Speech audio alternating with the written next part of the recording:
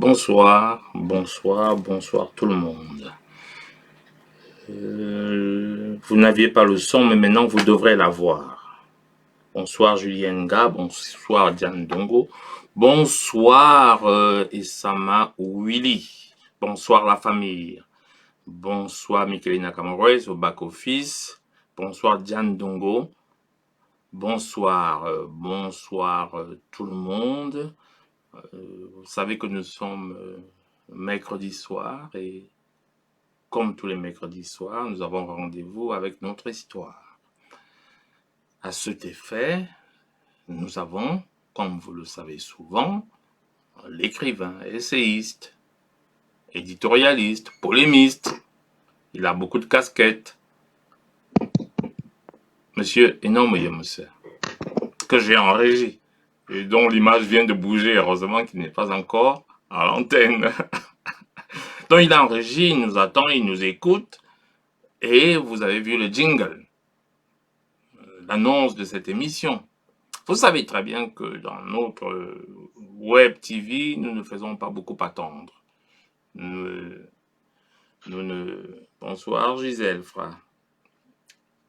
Aussi au back-office, une des nôtres. Bonsoir Julien Nga, une des nôtres. Michelina Camorez, tous les ténors de de notre plateforme sont là, comme d'habitude, et ça me fait plaisir. Voilà. Et vous savez très bien que dans notre plateforme, sur notre plateforme, on ne fonctionne pas sur le modèle des directs où il faut attendre 30 minutes, 40 minutes en attendant que les gens se connectent et partagent. Nous faisons un choix différent, un choix technique différent, c'est celui de lancer les émissions pour ne pas vous faire attendre d'abord. Et nous savons à cet effet que beaucoup d'entre vous regardent l'émission après. Voilà. Et ça, c'est le plus important, surtout quand c'est une émission qui, surtout Archive à l'appui, qui pour moi est une émission est assez intéressante parce qu'elle nous ramène à nos racines. Elle nous dit qui nous sommes. Vous ne pouvez pas, et pour moi, je pense qu'il est impossible de se penser hors de son histoire. Il est impossible de comprendre ce qu'on est aujourd'hui hors de son histoire. Et quand vous ne vous comprenez pas, les actions que vous allez essayer de faire afin de sortir de ou de résoudre vos problèmes, et dans les problèmes que nous avons comme Africains, par exemple, sortir du franc CFA, sortir des accords coloniaux qui avaient été signés par Amadou Ahidjo, nous en avons besoin pour pouvoir sortir de tout ça. Il faut connaître notre passé. Et les gens disent toujours les accords coloniaux, mais il est assez épatant de se rendre compte que ok, d'accord, c'était juste un petit souci de connexion, c'est pas grave. Il est bizarre de se rendre compte que beaucoup de gens ne savent, mais ils se demandent même pas qui a signé les accords coloniaux, et quand, comment, et dans quelles conditions. Comment voulez-vous réfléchir si vous ne savez pas? Et d'ailleurs, il y a aussi autre chose, d'autres choses qui sont assez importantes. Par exemple, savoir ce qui s'est passé. Et savoir que M. Amadou Ahidjo n'a jamais été élu au suffrage universel. D'ailleurs, j'aurais souhaité que M. Eno eût insisté sur cette réalité la dernière fois. Enfin, vous savez, il a la liberté du contenu de son propos. Mais c'est parce que moi, c'était des temps vraiment forts. C'était parce que on s'est dit 22 ans, plus de 22 ans d'ailleurs, sans qu'il n'y ait eu suffrage universel au Cameroun. Déjà, quand il s'en va, on n'a pas le droit de faire un parti au Cameroun. Pour moi, c'est fort. Je viens de faire un parti politique. Donc, il y a donc parti unique. Parti unique, ça veut dire candidat unique. Pourtant, on a utilisé le mot élection. Ça, c'est des choses sur lesquelles, ça, c'était ma sensibilité. Donc, il vous a dit tout ça la dernière fois d'ailleurs, mais comme je dis, j'aurais souhaité qu'il eût insisté sur toutes ces choses-là, parce que lui comprend. Malheureusement, nous, ou les autres personnes qui n'ont pas encore analysé la réalité, ne comprennent pas toujours aussi vite. Et c'est l'intérêt d'Archive à l'appui. Dans quelques secondes, après le jingle, le temps que vous partagez. Bonsoir Josie Dios, nous sommes à l'entame de l'émission. Bonsoir Monsieur Junior Zogo, nous sommes à l'entame de l'émission aussi. Merci d'être des nôtres. Et j'étais en train de dire justement que dans quelques minutes après le jingle, je vais vous faire découvrir notre perle, Monsieur Enom Yoms. Il est en régie. Je l'ai par moi. Donc je vais vous faire patienter juste quelques minutes, quelques secondes, le temps que vous fassiez des partages et le temps que je passe le jingle.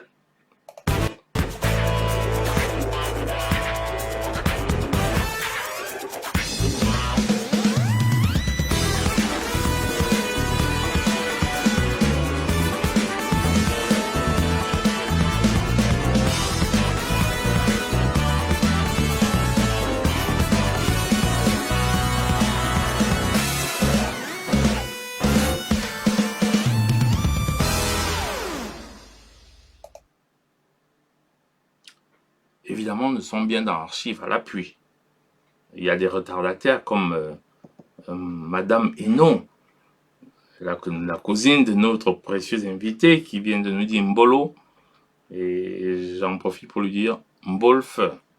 Il y a Marie-Henriette qui vient d'arriver. Il y a Clémentine T qui vient juste d'arriver. Je vous dis encore coucou. Maintenant, nous sommes à l'antenne, monsieur Hénon et moi. Bonsoir, monsieur Hénon.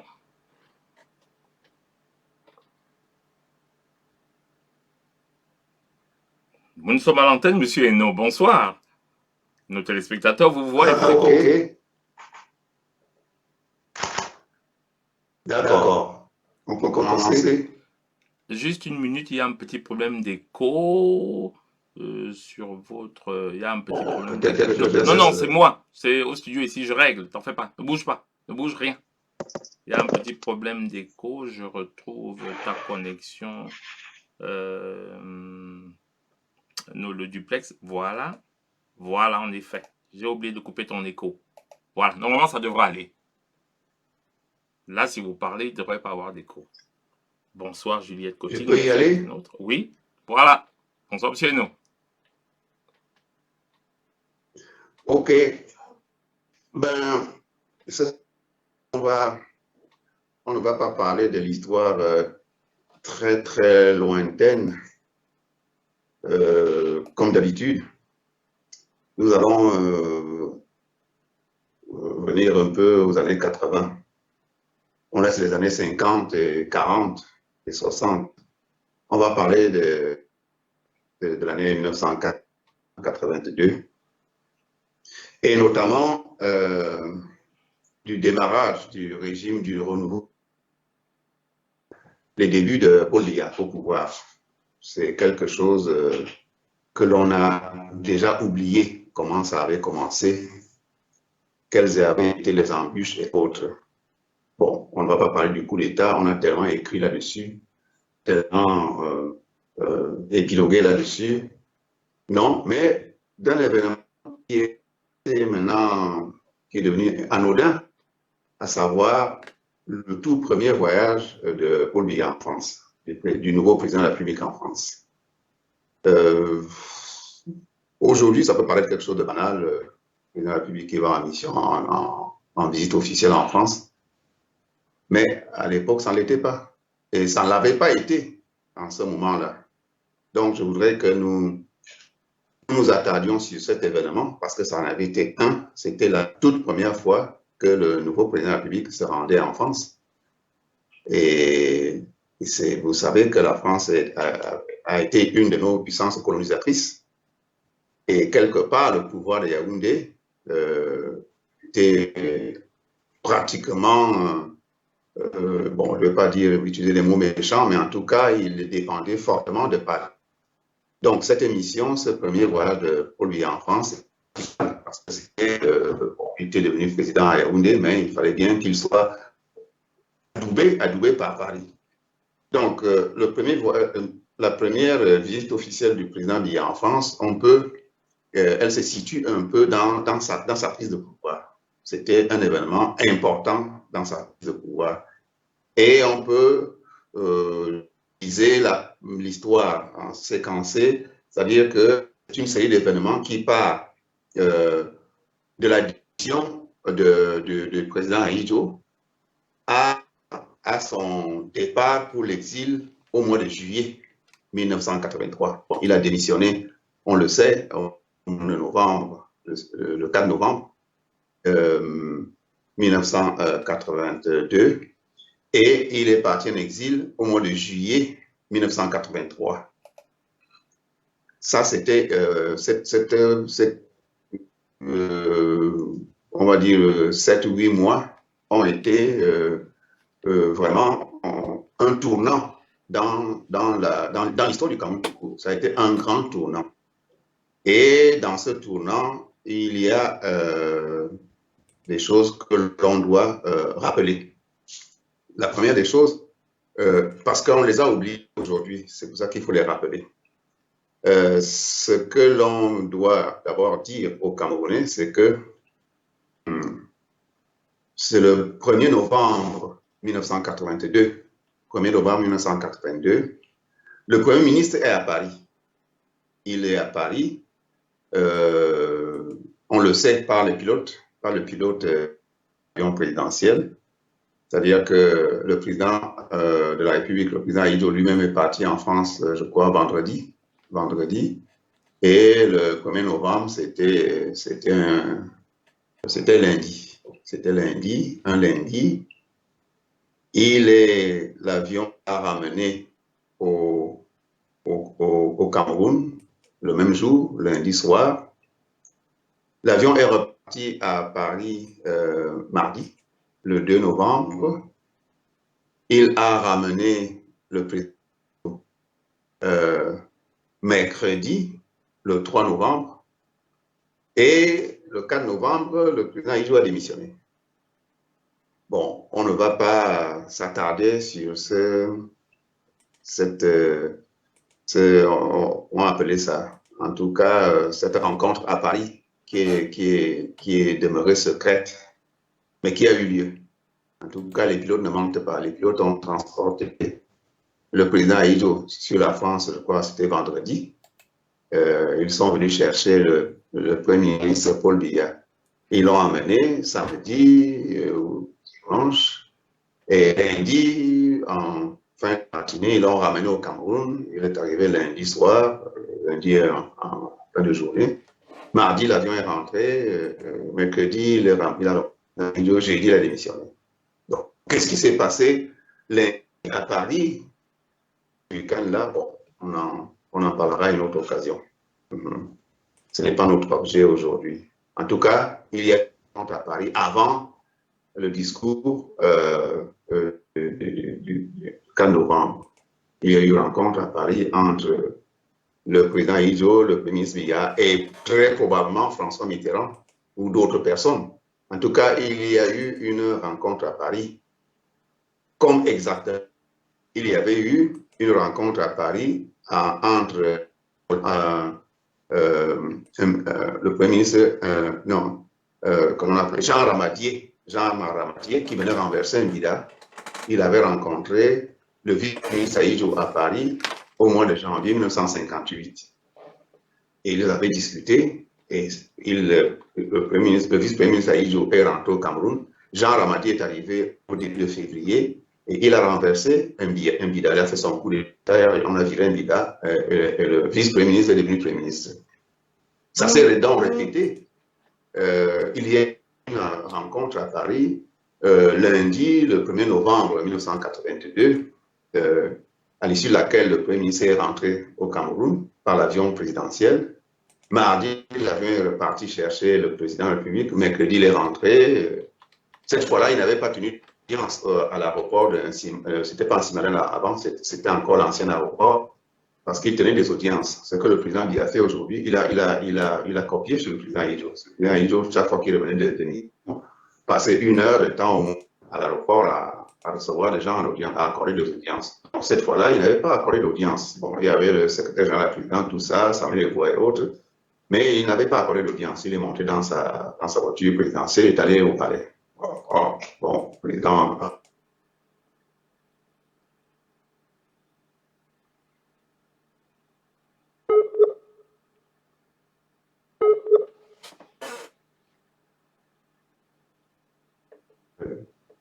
Ce qui s'est passé.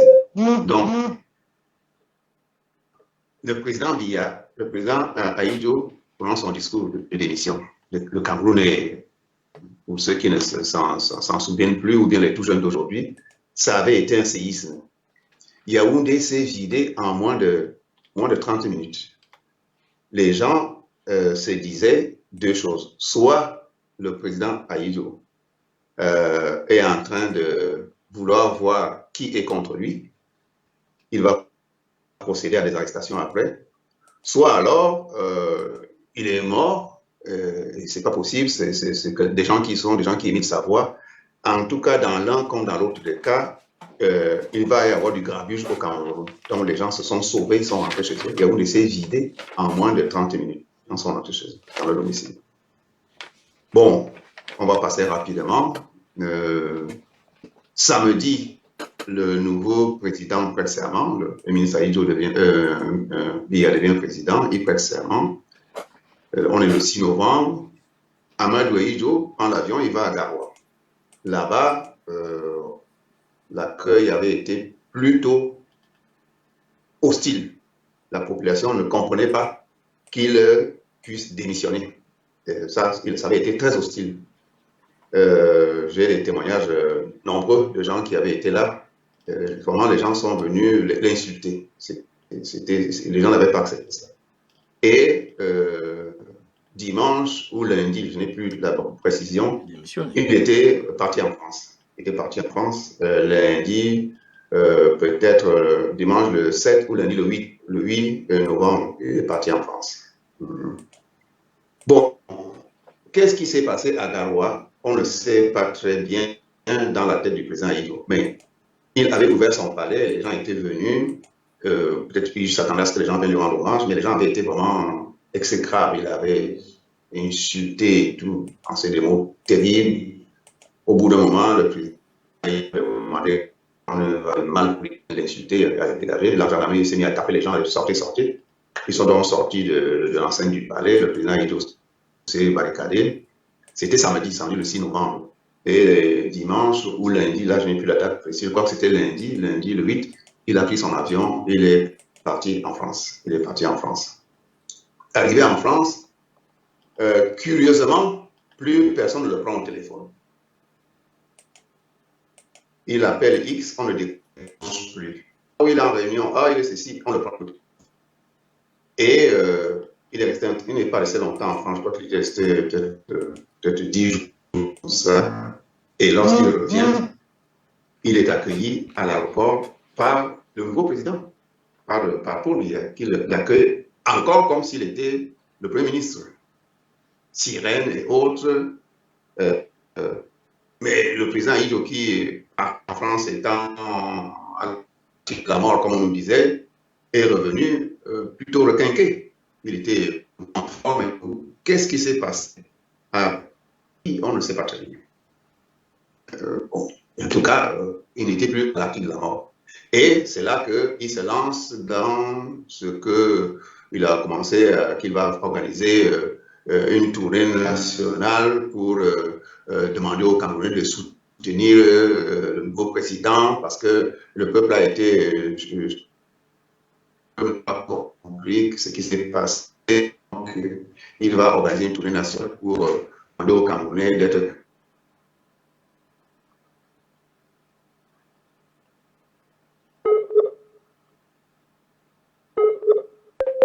Les gens ne comprenaient pas très bien qu'est-ce qui s'est passé. Et on a commencé à se rendre compte que l'ancien président, c'est comme s'il veut reprendre le pouvoir, c'est comme s'il regrette d'avoir pris le pouvoir, on ne comprend pas très bien. C'était un jeu trouble dans lequel il s'était lancé là. Et du coup, beaucoup de gens ont commencé à demander au nouveau président, mais réveille-toi, président, c'est toi maintenant qui es le président. C'est toi qui as la signature maintenant. Réveille-toi, fais quelque chose. Cette atmosphère était devenue un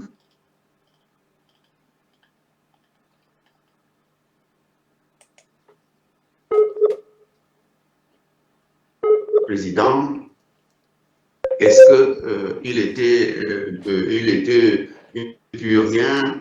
Bon, il était président de l'UNC, bon, mais l'UNC n'était pas un parti inscrit dans la Constitution, c'était le parti unique, mais ce n'était pas dans la Constitution. Après tout, c'est le président qui a la prédominance.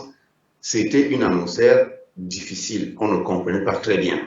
Les jeunes générations d'aujourd'hui n'ont pas vécu cette période, c'est pour ça que je fais un peu ce rappel. Et le pouvoir du président Biya était en train de vaciller. C'est-à-dire que novembre, décembre 82, janvier 83, son pouvoir vacillait. Il vacillait d'autant plus que l'UNC, il ne la contrôlait pas. Il ne contrôlait l'UNC, l'Union nationale camerounaise, donc parti unique, il ne contrôlait pas l'UNC. L'UNC lui était même pratiquement hostile. Beaucoup de personnes dans l'UNC estimaient que elles étaient des vrais militants de ce Premier ministre qui n'était dans le parti qu'à partir de sa fonction. C'est son titre de Premier ministre qui en faisait un militant de l'UNC, mais il n'était pas militant par lui-même. Et puis, on ne l'avait pas tellement vu mouiller le maillot, comme on dit, mais là, voilà, qui était devenu président. Donc, l'UNC était au président, au nouveau président, au président Biya. L'UNC était hostile, mais la population était du côté de ce jeune président tout beau, tout différent, qui avait fait de bonnes études. Le peuple camerounais était tombé amoureux du nouveau président. Donc, les Camerounais ne comprenaient pas que l'équipe du président Izo ne cède pas le pouvoir. Vous avez régné pendant tant de temps, il faut partir maintenant. Donc, c'est une atmosphère vraiment difficile, vraiment difficile. La population était très frustrée. La population ne voulait plus voir le président Izo. C'était ça le problème. Que le président Izo, tu as fait ton temps, il faut t'en aller. Mais il était omniprésent, il a fait une grande interview, il a accordé une grande interview quand le franc à Henri Bandolo. Je vous en dans mon tribune, c'était une interview dans laquelle il disait que sont fatigués de mort, mais lui est un homme ciné. Il avait été très arrogant dans cette interview et cette interview avait choqué les Camerounais au plus haut point. Je vous renvoie dans le Cameroun Tribune de novembre 1982. Il disait qu'il est là, et puis que de toute façon, c'est le parti qui donne l'orientation, le gouvernement applique, tout ça. Bon, ça, c'était très, très mauvais. Le président Biya, novembre, décembre, janvier, était vraiment en difficulté. Vraiment en difficulté. Alors, je ne sais pas, là, je n'ai pas d'informations précises, si c'est lui qui a prévu d'aller en France ou s'il a reçu une invitation. Bon, parce qu'on peut dire officiellement que sur l'invitation, bon, souvent, ça c'est le langage diplomatique. Voilà que début février, le président Biya est annoncé en France, en visite officielle en France. Là, le Cameroun s'est réveillé en disant, bon, peut-être que ce que nous voyons là au Cameroun va être tranché à Paris. Comme il va là-bas en France, je crois que nous croyons que maintenant, le président Mitterrand va vraiment dire que c'est toi le président, que le président Izo, bon, son époque est finie, qu'il se retire un peu. Donc, le voyage de Paris a galvanisé les Camerounais, parce que les Camerounais étaient du côté de Biya. Bon, les choses ont changé depuis, mais à l'époque, vraiment, je ne suis pas sûr qu'il y aurait encore un nouveau président populaire comme celui des Camerounais, comme l'avait été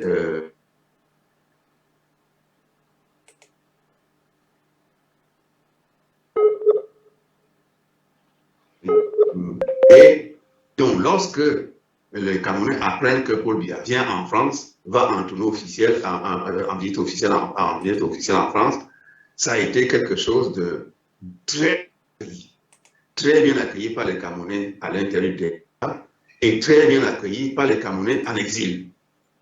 Les Camerounais, c'est-à-dire on n'appelait pas à l'époque la diaspora, c'est un nouveau terme, ce terme vient d'apparaître. À l'époque, on disait seulement les Camerounais de l'étranger. Ça avait été très bien accueilli par les Camerounais de l'étranger. Donc, moi, j'en faisais partie. J'étais à l'époque en France, je finissais mes études en France. Paris, j'avais quitté Strasbourg, j'étais à Paris. Moi-même, j'étais vraiment dans l'action, ce qui fait que j'ai tout suivi. Vous voyez, je vous récite ces choses par cœur parce que je les ai suivies, je n'ai pas lu ça, c'est quelque chose que j'ai suivi. Et donc, nous réveillons, le nouveau président arrive, et curieusement, la section de France de l'UNC est ni figue ni raisin, on ne comprend pas. Les membres de la section de France de l'UNC, c'est comme s'ils voulaient également le nouveau président. Il y avait, bon, il est décédé aujourd'hui, bon, c'était un copain, Tchantou Gaston, il était président de la section de France de l'UNC. On ne comprenait pas, la section de France de l'UNC n'était pas très, très enthousiaste, pour simplifier les choses. Nous l'apercevions comme étant maintenant la nouvelle opposition. C'est comme ça que nous l'apercevions. Et même l'ambassade, d'une manière générale, on avait l'impression que l'ambassade n'avait pas accepté l'arrivée du président, du Premier ministre comme président de la République. Et d'autant qu'il y avait eu une forte rumeur de juillet-août 1902, selon lesquelles c'était l'ambassadeur de l'époque, je ne vais pas citer son nom parce que ça va faire des polémiques inutiles, bon, il est décédé, c'est l'ambassadeur de l'époque que l'on voulait nommer Premier ministre à la place de Paul Biya, et Paul Biya devait être nommé ambassadeur à Paris. les rumeurs disaient que Mitterrand y avait mis son veto, que Mitterrand n'avait pas question, vous gardez pour lui, Premier ministre, et il ne bouge pas. Donc il y avait même à Paris, nous étions dans une atmosphère un peu bizarre.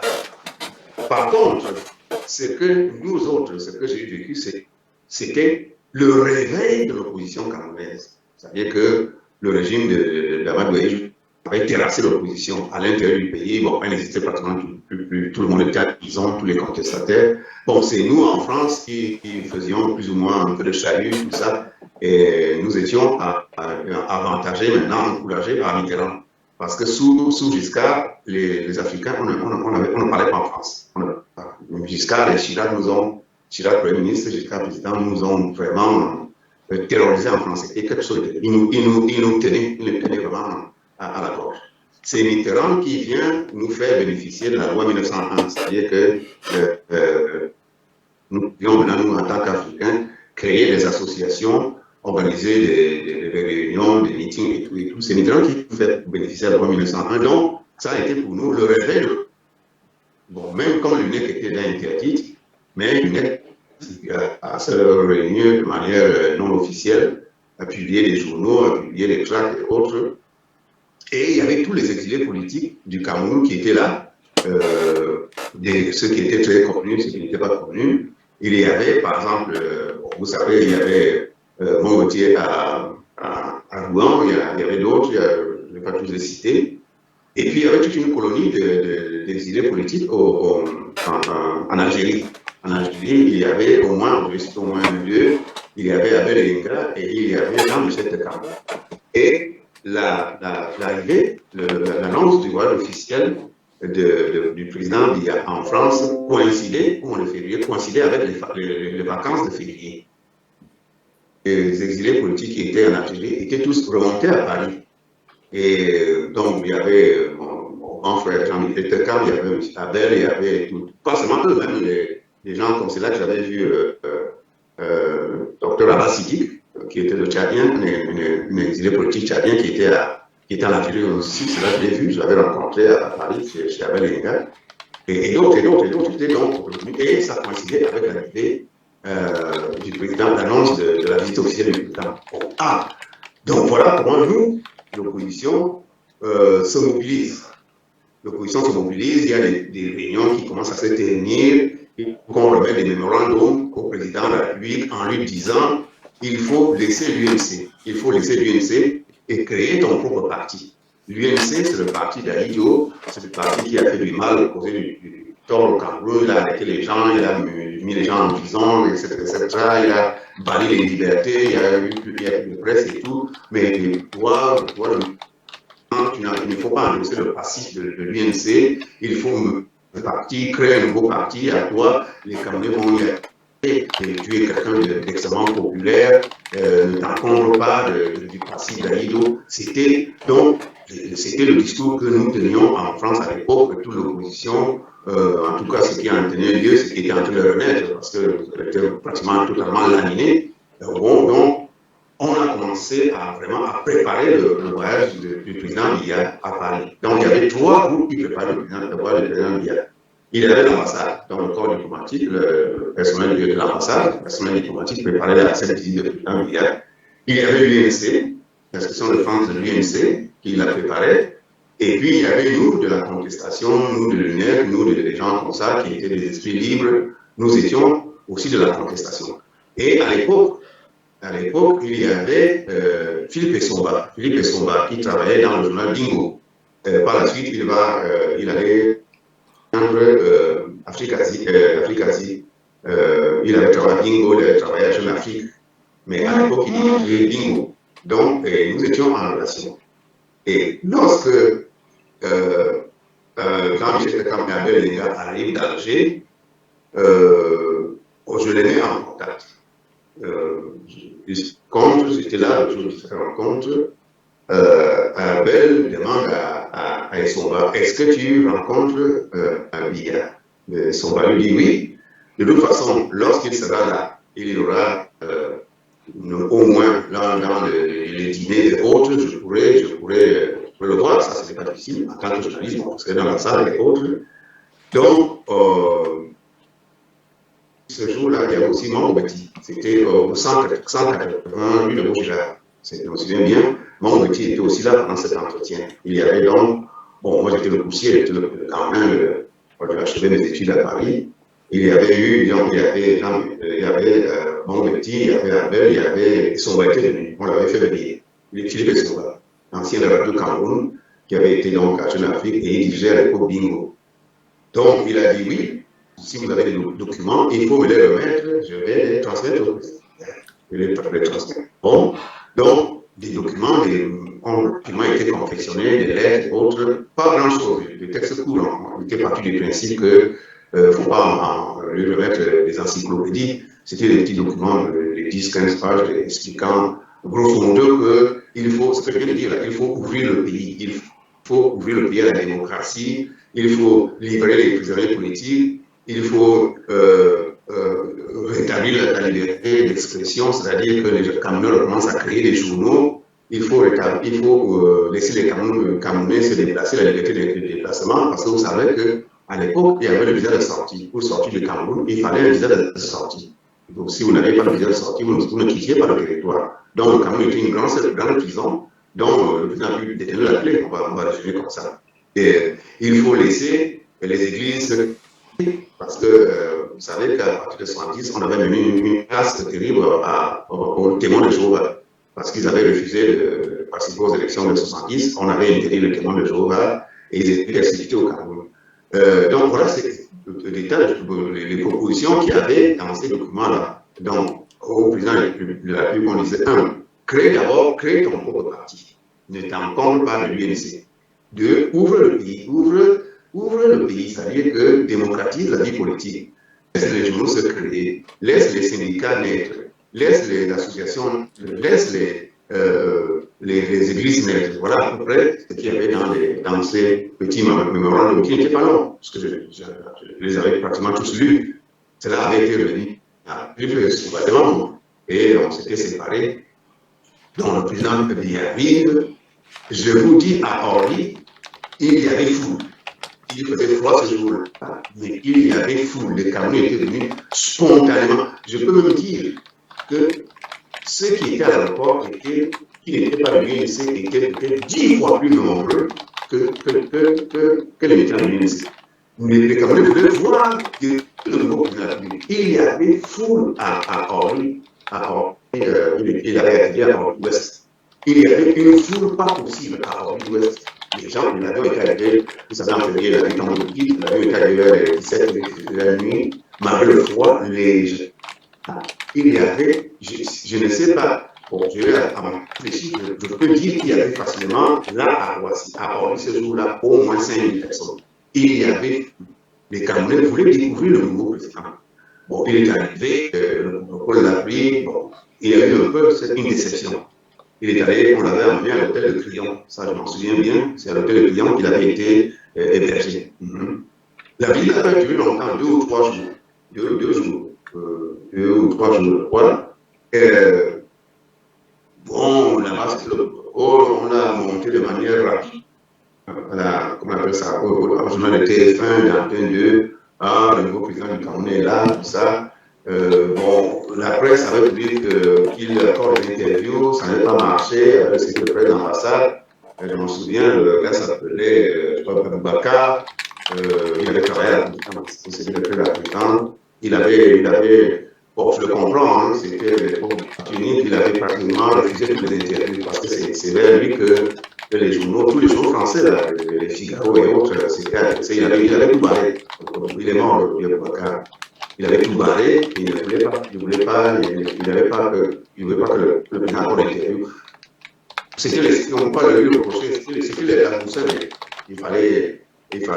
On n'aimait pas ça. On n'aimait pas ça. Donc, mais la visite s'est passée comme ça.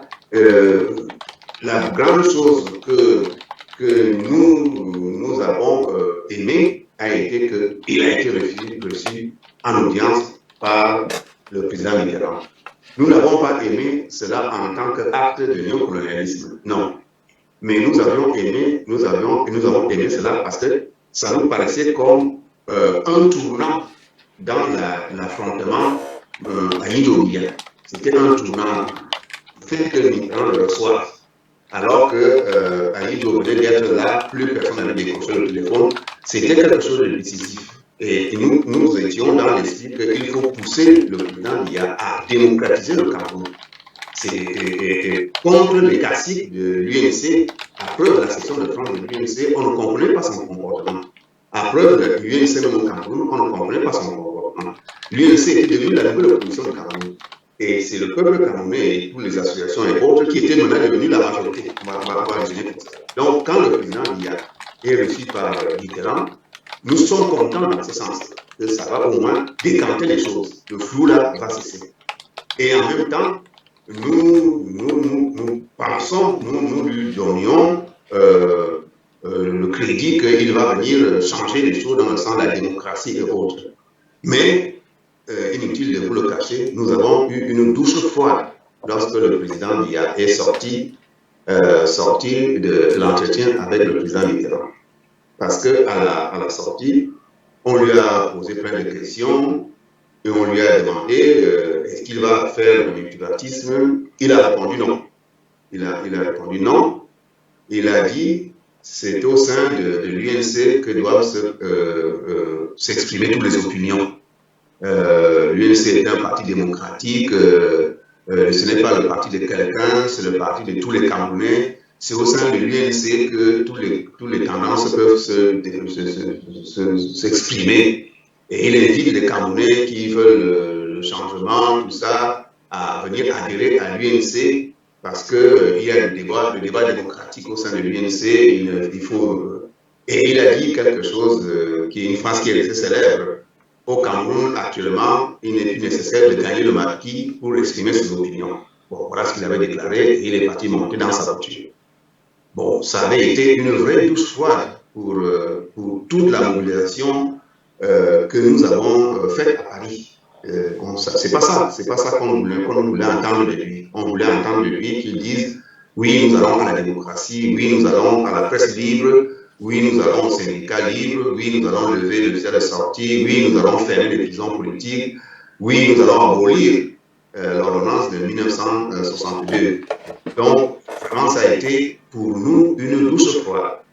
Et je me rappelle ce jour-là, j'étais allé, donc on avait de nouveaux rendez-vous avec notre petit groupe là, c'est Abel Inga. Je suis allé, Philippe Somba est arrivé.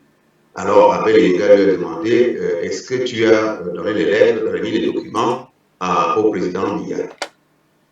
Philippe Somba dit oui, je lui ai remis cela de manière tout à fait habile, parce que j'avais l'impression qu'il était surveillé. Il dit ah bon? Il dit oui, j'avais l'impression qu'il était surveillé ou contrôlé. En tout cas, il n'était pas détendu, il n'était pas relax. Il était crispé. C'est comme s'il craignait quelque chose. Donc, quand je lui ai remis ces documents, il les a pliés, il les a mis dans sa poche, la poche externe de sa veste. Et j'ai voulu lui parler encore. Il a dit comme on laisse un peu respirer, je viens d'arriver, il faut être patient, Voilà ce que Philippe Somba nous avait répondu. Bon, cela nous avait encore refroidi. On lui dit mais tu lui as remis les documents? Il dit oui, je lui ai remis, mais il a dit qu'on est trop pressé, il faut qu'on laisse un peu de temps. Bon, nous nous sommes mis à dire, bon, on a commencé à trouver des excuses, des explications en disant oui, bon, il n'a pas encore l'appareil, une partie en main, l'État en main, c'est trop nouveau. En tout cas, peut-être qu'il a raison, il connaît mieux le pays que nous. Bon, mais il aurait quand même pu dire mieux que de dire qu'on a tous rejoint l'UNC. L'UNC est un parti qui est né dans la violence, en interdisant tous les autres, en jetant tout le monde en prison, en interdisant les journaux. Comment est-ce qu'il demande aux gens de venir adhérer à l'UNC alors qu'on lui demande même de créer son propre parti, de laisser le passif d'Aïdjo avec son UNC et autres? Ça avait été vraiment une douche froide. Cette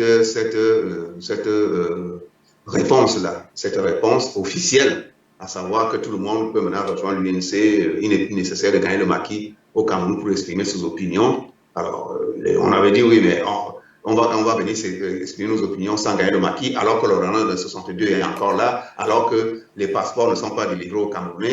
Il y avait des milliers de Camerounais à qui il était interdit de délivrer les passeports. Les ambassades du Cameroun ne délivraient pas les passeports. À certains, avec toute une liste de Camerounais à qui ils ne délivraient pas les passeports. Donc, on ne voyait pas très bien comment est-ce qu'il disait une chose et puis le reste.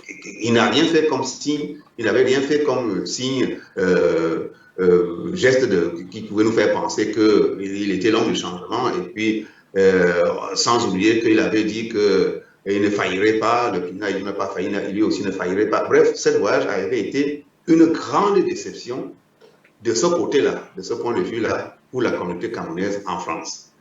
Maintenant, le président Biya rentre, ça a été en revanche une sorte de boom en disant, bon, peut-être qu'il est vraiment dans les taux de l'UNC, du président Ahidjo, des caciques du régime, des autres, je ne vais pas citer les noms.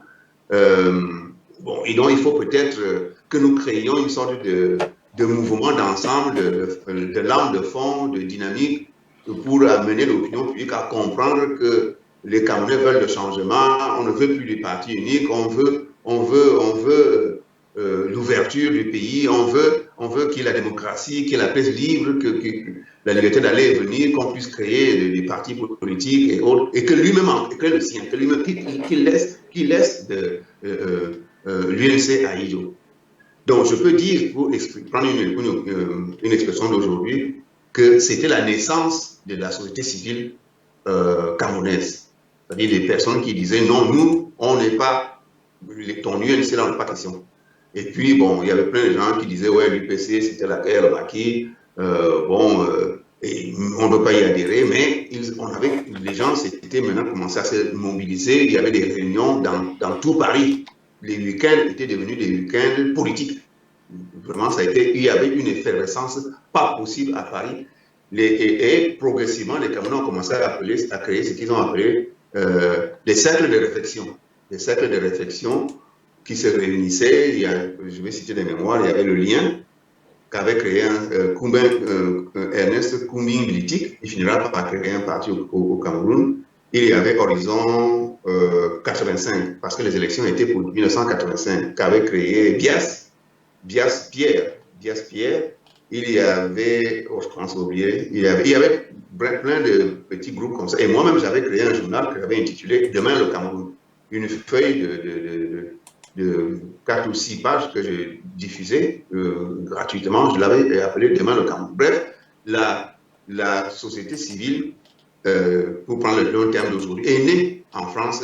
Le Camerounais est né en France dans cette mouvance-là. Donc, nous étions dans la logique, de combattre l'UNC, que l'UNC disparaisse. Donc, mon ami Tchantou Gaston, président de la section de France de l'UNC, était notre cible. Lui et tous les autres, là, pourquoi citer leur nom, tous les gens qui étaient à l'UNC de France, là, vraiment, c'était notre cible on voulait que l'UNC disparaisse du ciel français, en tout cas du ciel parisien, parce que c'était un parti qui, dans notre point de vue à l'époque, avait causé beaucoup de tort au Cameroun.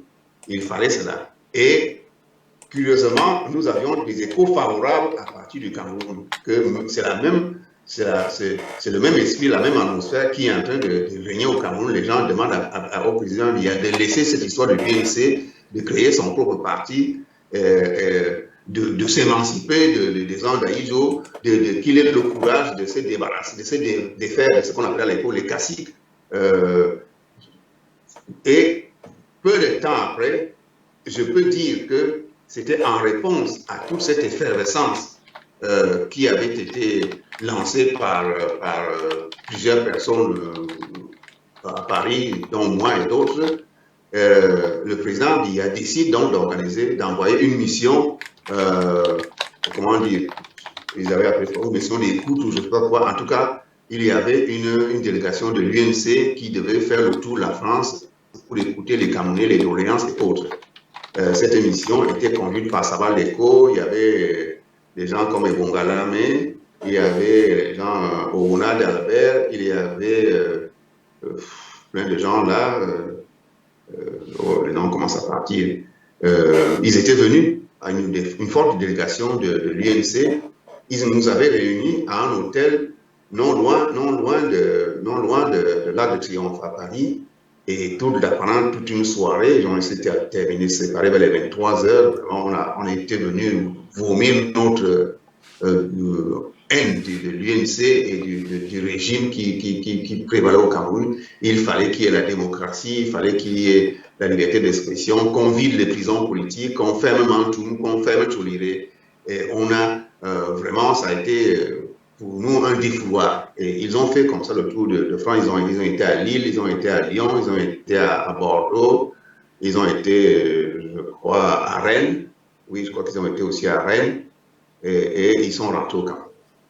Bon, mais pour nous, au moins, il y avait déjà une grande victoire, c'est à savoir que sur le plan international, sur le plan français, néocolonial, le camp on va dire, le camp du passé était en train de perdre.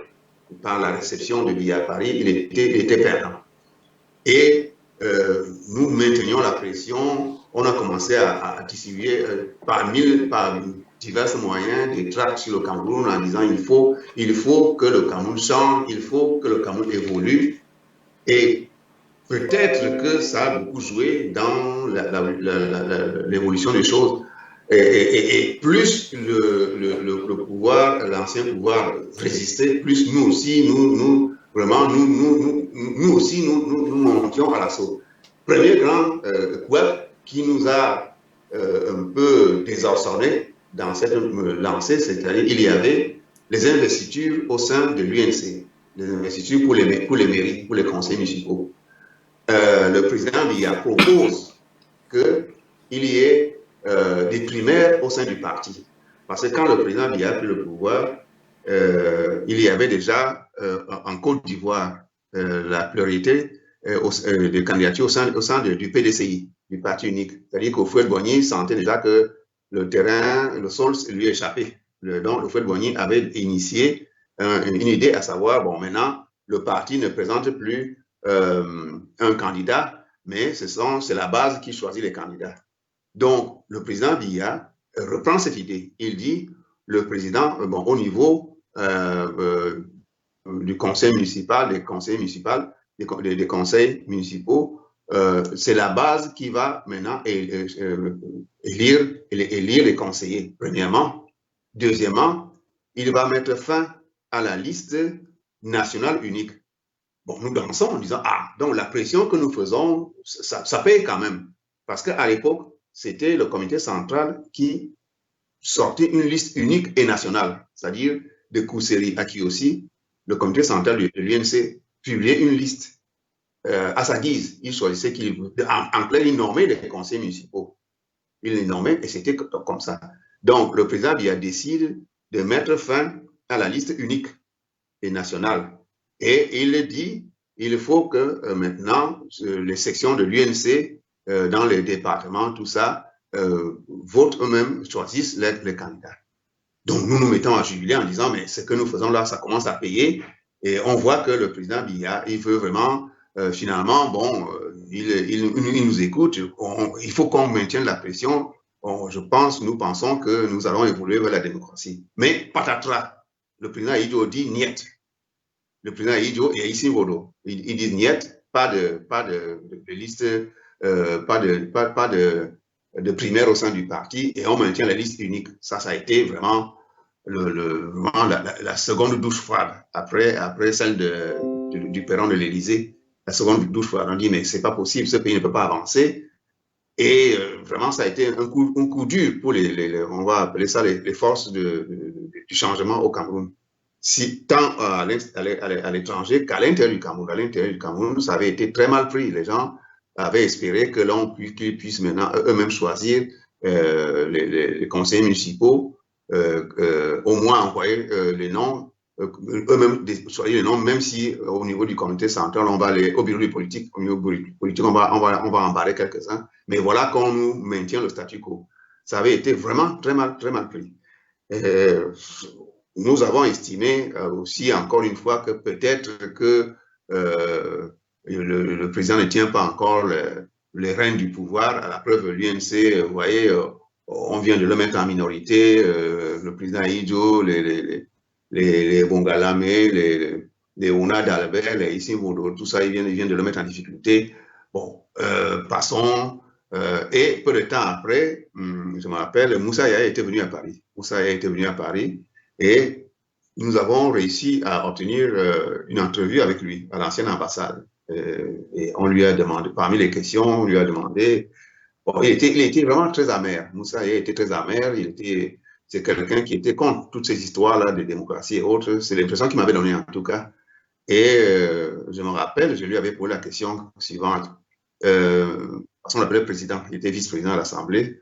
Je lui ai demandé, Monsieur le Président, actuellement que le président Aïdjo est, on va dire, à la retraite, en tout cas, il n'est plus au pouvoir, est-ce qu'il peut, il ne gagnerait-il pas à écrire ses mémoires? Et il avait ri. Il avait ri et il m'avait dit, mes enfants, beaucoup de présidents africains ne peuvent pas écrire les mémoires parce qu'ils vont mentir. Bon, vous voyez, il était devenu très amer envers Aïdjo.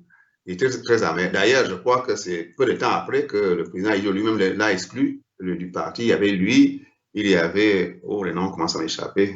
Il y avait lui, il avait exclu 3 ou 4 personnes comme ça du parti, des gens qui étaient restés très belliqueux. Il les avait exclus. Il y a un nom qui a venu revenir. Bref, bon, par un entretien comme celui-là, on a compris un peu l'atmosphère qui régnait au pays, à savoir qu'il y avait une vraie lutte. Nous avons estimé qu'à l'époque, le président Biya voulait l'ouverture, mais qu'il était entouré de gens qui étaient totalement hostiles à l'ouverture, à commencer par le président Aïdjo. Voilà donc, sur ces entrefaites, on apprend que le président Mitterrand vient en voyage officiel au Cameroun. Nous recommençons notre lobbying, cette fois-là, à direction de l'Élysée, à savoir remettre des mémorandums à l'Élysée en disant, bon, il faut, comme le président Mitterrand va au Cameroun, qu'il fasse pression pour qu'on ouvre le Cameroun, qu'il y a la démocratie, qu'il y a la liberté d'expression, les journaux, la liberté d'aller et venir, que l'on abolisse l'ordonnance de février 1962, réprimant portant répression de la subversion, que l'on ferme les prisons politiques et tout ça. On s'est arrangé à remettre la documentation à l'Élysée, au président Mitterrand. Le président Mitterrand est venu au Cameroun. Vous savez ce qui s'était passé. Il a tenu un discours à l'Assemblée dans lequel il a dit en 2 mots qu'avec vous, en montrant un peu le président Biya, avec vous, la France est à l'aise. Bon. Et puis il est monté à Garoua. Là-bas aussi, il est parti, il y avait le président Aïdjo. Il a dit à peu près quelque chose de semblable, que de toute façon, c'était maintenant le président Biya et que Amadou Aïdjo devait se retirer. Mitterrand a pris l'avion, il est rentré en France. Et la nuit, là, le président Biya est rentré à Yaoundé, il n'a pas voulu dormir à Garoua. Bon, ça, nous l'avons interprété à notre manière en disant, bon, c'est encore un autre acte pour demander à Aïdjo de se retirer. D'accord, c'est le néocolonialisme qui continue. C'est bien la preuve que c'est la France qui avait choisi le président Biya. Bon, mais dès lors que elle nous permettait de faire avancer l'histoire, nous avons considéré cela comme quelque chose de positif. Donc, ce voyage, vous savez, il s'était produit à peu de temps avant, peu de temps avant ce voyage, le président il avait changé brusquement le gouvernement. Il avait changé brusquement le gouvernement parce que il avait viré ce que nous on appelait à l'époque les caciques. Et après que le décret formant le gouvernement soit sorti, le président Aïdjo avait tenu une réunion au lac, la fameuse réunion du lac, au cours de laquelle il avait demandé une seconde fois au ministre du Nord de démissionner, comme il l'avait fait en 1958. Et la réunion avait tourné kazakh. Il y avait plein de ministres qui lui avaient dit non, il n'est pas question. On vient de me nommer, je n'ai même pas encore la Mercedes et vous voulez que je démissionne. Bon, moi, je n'accepte pas des choses comme ça. Vous avez passé plus de 20 ans au pouvoir, vous ne m'avez pas nommé. Hein, Excellence. Moi, le Gadamayola, il me nomme et vous voulez maintenant que moi je démissionne. Il n'y en a pas question. Et il semblerait que quelqu'un, bon, je préfère ne pas citer son nom, lui avait dit, mais vous savez, le président, Excellence, là où nous sommes assis là, celui-ci est un prisonnier, celui-ci est un prisonnier, celui-ci est un prisonnier. Moi-même, je suis un prisonnier et vous-même, vous êtes un prisonnier. Est-ce que vous savez pourquoi? Le président Aïdjo aurait répondu non. Il a dit, l'ordonnance de 1962 que vous avez signée nous arrête ici maintenant, nous tous. Donc, moi, je crois qu'il faut que nous arrêtions cette réunion parce que nous sommes déjà tous des prisonniers. il semble que le président Ido a allumé sa cigarette. Peut-être que pour la première fois de sa vie, il découvrait qu'il pouvait aller en prison. Et puis encore, par une ordonnance que lui-même avait signée. Et la réunion s'est terminée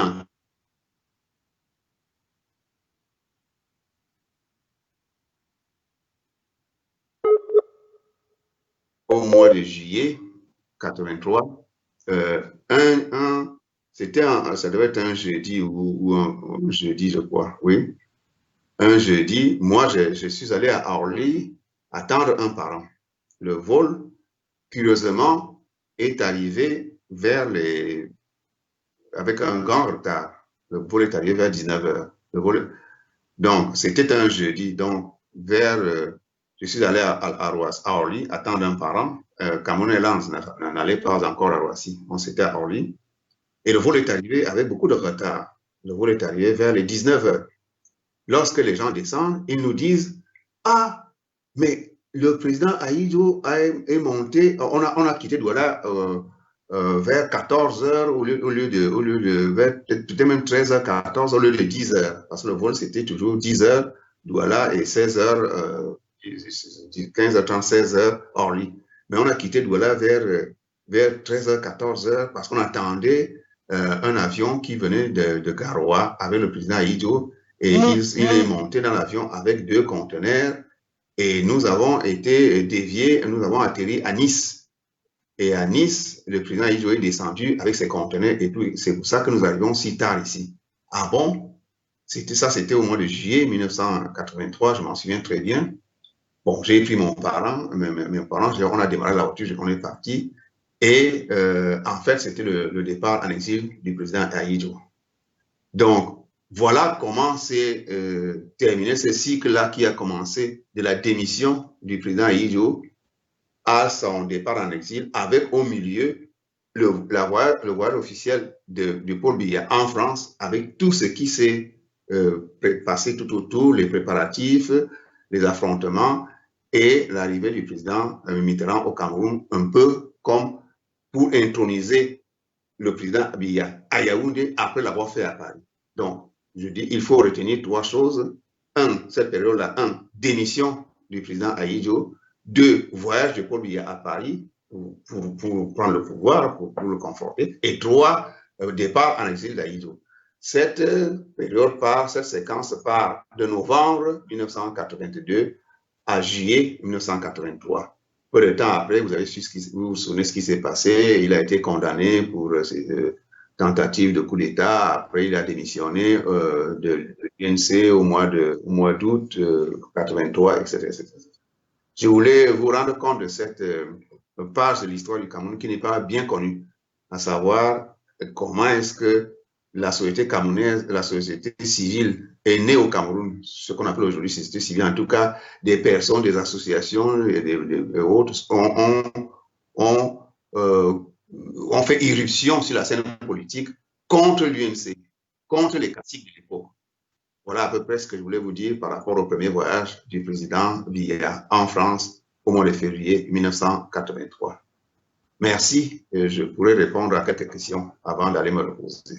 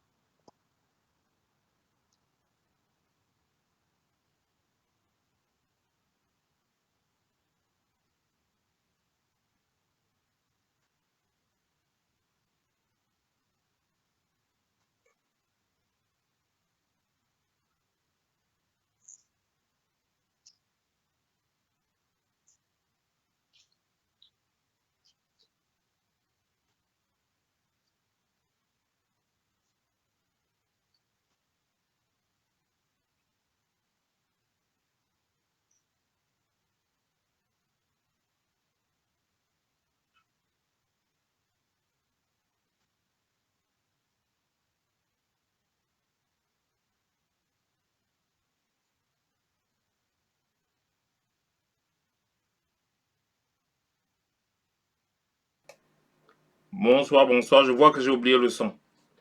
Là, vous devez entendre. J'ai oublié le son. Je vais vous expliquer pourquoi. Parce que pour que les gens n'entendent pas les bruits de mon clavier, pendant que M.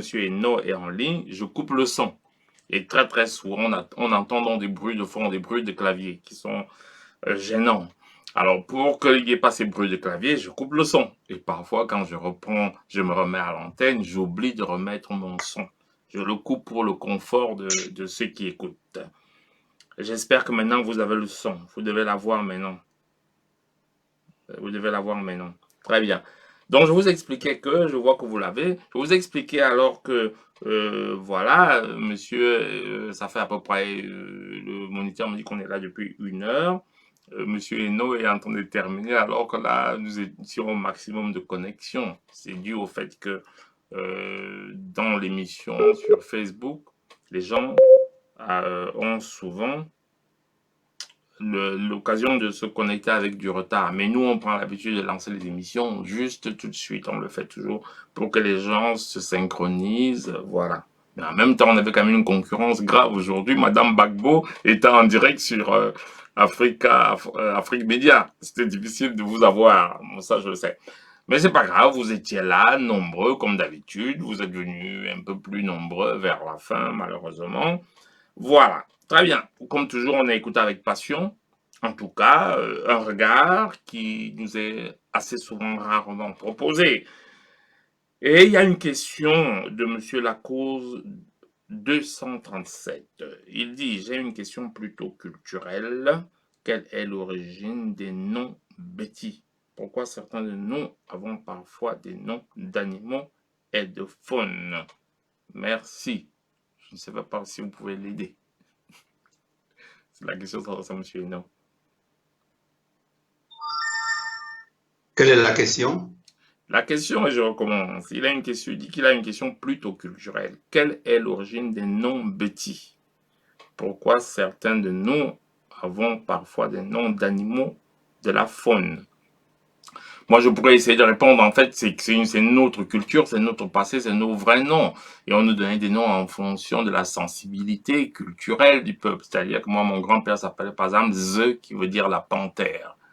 Voilà, moi, mon nom de mon père vient plutôt de très très loin, de ce qu'on a appelé le Medounéter, à l'Égypte antique, qui était les écritures saintes, le Medounéter. C'est là où vient le nom Medou, mais qui veut dire beaucoup de choses, hein, qui peut aussi venir dire baptiser quelqu'un. Et comme on baptisait dans de l'eau, ça peut dire plonger quelqu'un. Dans les langues de souche bamileke, on retrouve aussi ce qu'on appelle le Medou, je crois ils appellent ça le Medoumba, leur façon de parler. On retrouve là une relation entre le Medounéter égyptien, le Medoumba et ce nom l'origine. Donc ces noms avaient beaucoup d'origine. On pourrait faire une émission dessus. Monsieur Paul Abouna de l'Université du Cameroun avait fait une émission dessus sur notre plateforme. On pourrait revenir. Mais le propos de monsieur Enom Meyome ce soir était plutôt sur le voyage, le premier voyage, donner le sens profond du premier voyage de Monsieur Bia. Mais c'est tout à fait normal que vous posiez des questions qui vous semblent, dont vous semblez qu'il peut vous apporter des réponses au regard de ce qu'il a comme connaissance et expérience. Donc il y a, ça c'est une question que moi-même j'avais aussi, enfin c'est pas une question que moi j'avais, moi j'ai remarqué en tout cas, j'ai aimé d'ailleurs, quand vous aviez dit Monsieur Aïdjo se rendait compte qu'il aurait pu faire de la prison. Pire, par une ordonnance signée par lui-même. Ça, j'ai adoré ce passage. J'ai vraiment adoré ce passage. Et vous allez parler alors de l'ordonnance de 1962. Et il y a justement Michelina Camaroès qui demande, est-ce que vous pouvez rappeler cette ordonnance de 1962, s'il vous plaît? Oui, l'ordonnance de 1962, elle s'appelle, c'était l'ordonnance OF 62, qui portait répression de la subversion. C'est une ordonnance qui portait répression de la subversion. Cette ordonnance dit que quiconque tient des propos, comment il disait ça, tendancieux, portant atteinte au prestige du gouvernement, des choses comme ça, est passible de prison. Quiconque diffuse des nouvelles fausses est passible de prison. Quiconque diffuse déforme les nouvelles vraies. En fait, bref, c'est à partir de cette ordonnance que la démocratie a pris fin au Cameroun. Et cette Que la ordonnance, en fait, c'est dictature. que la démocratie a pris fin au Cameroun. Que la démocratie a pris fin. Parce que c'est à partir de cette Ah ouais. ordonnance que les quatre députés avaient été arrêtés. C'est-à-dire Okala Charles, Oui. Eyidi Bébé, André-Marie Mbida et Ouais. puis Maïmati Théodore. Ouais. Ils avaient signé un document dans lequel ils donnaient leur opinion sur le projet de parti unique que Ahidjo voulait imposer aux Camerounais.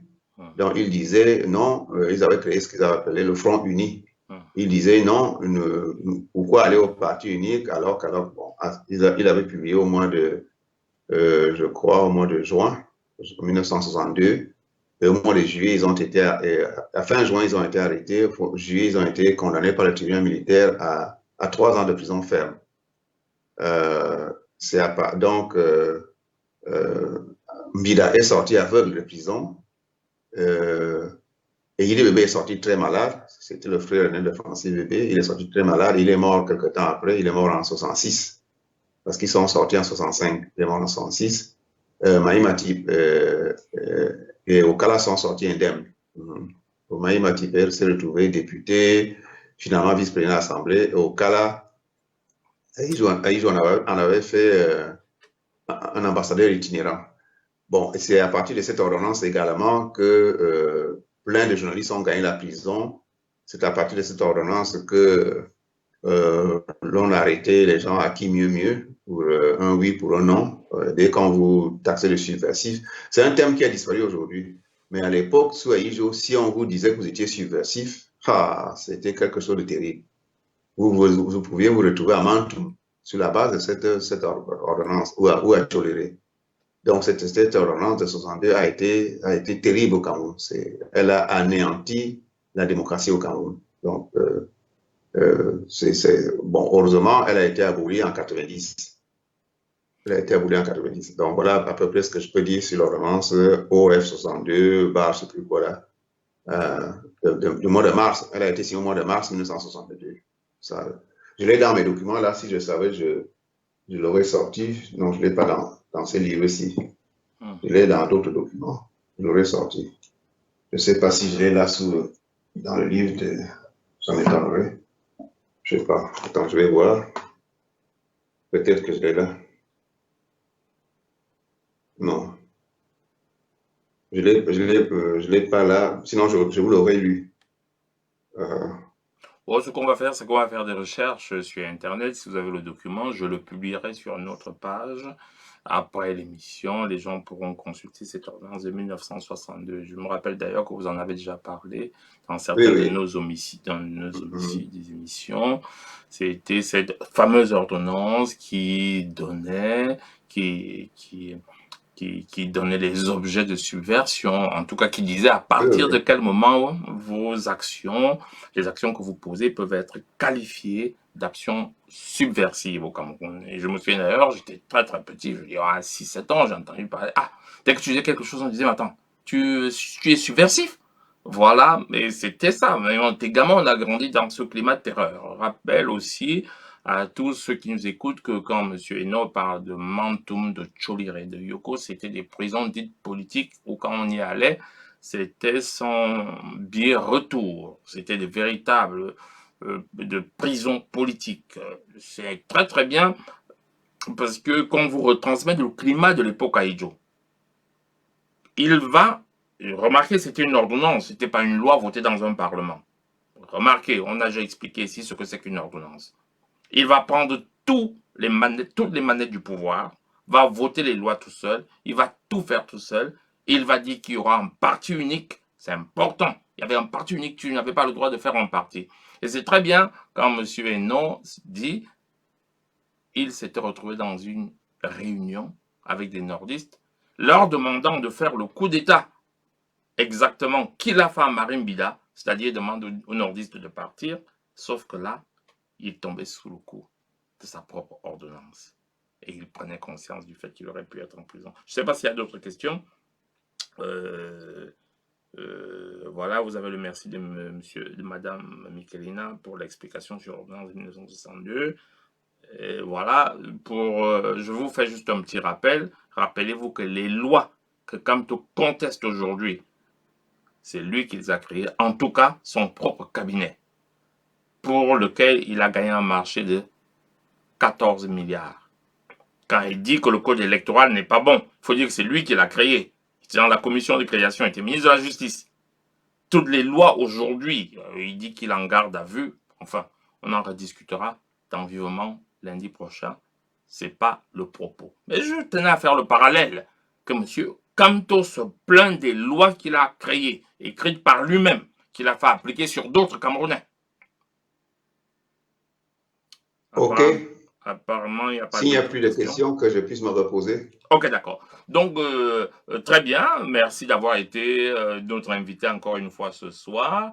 Et en attendant de vous retrouver mercredi prochain, si vous avez un sujet nouveau, on va vous dire on va dire bonsoir. Vous pouvez dire bonsoir à nos invités, enfin ceux qui sont venus vous suivre avec attention avant de partir.